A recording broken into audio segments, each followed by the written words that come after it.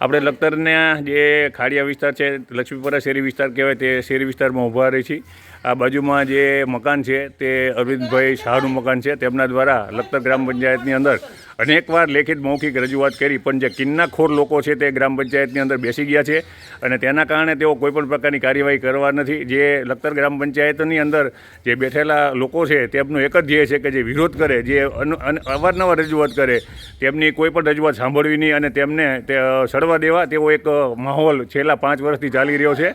અને જ્યારે ચૂંટણી આવે છે ત્યારે તમે જોઈ શકો છો કે લોકો છે તે ધડધડાટ કરતા આ લોકો આ વિસ્તારની અંદર ફરતા હોય છે અને ઘરે ઘરે મત માગતા હોય છે કે અમને મત આપો, મત આપો. અને જે ચૂંટાયેલા ગ્રામ પંચાયતના, તાલુકા પંચાયતના, જિલ્લા પંચાયતના સભ્યોને પૂછો કે તમે એક પણ આંટો મારવા આ જગ્યાએ આપ્યો છે. આપણી સાથે એક આજે બેન જોડાણા છે, તેમને આપણે પૂછીએ કે તમારા વિસ્તારની સમસ્યા શું છે અને તમારી ખબર કાઢવા અહીં કોણ કોણ આવ્યું.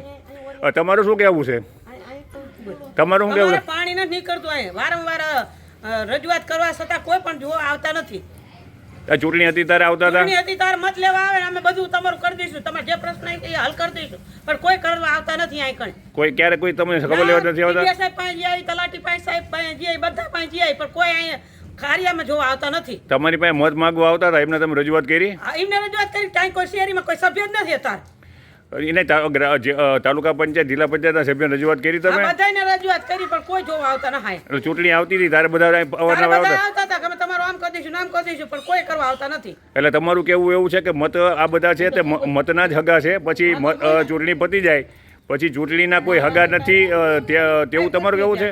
તમારું કેવું શું છે કે આપનું કેવું છે કે મતના જ હગા છે, ચૂંટણી આવી જાય પછી તમારે મત લઈ લે એટલે વાત પૂરી થઈ રહે કે અમે રાજા થઈ ગયા, હવે અમારે તમારે પ્રજા કઈ જોવાનું આવતું જ નથી.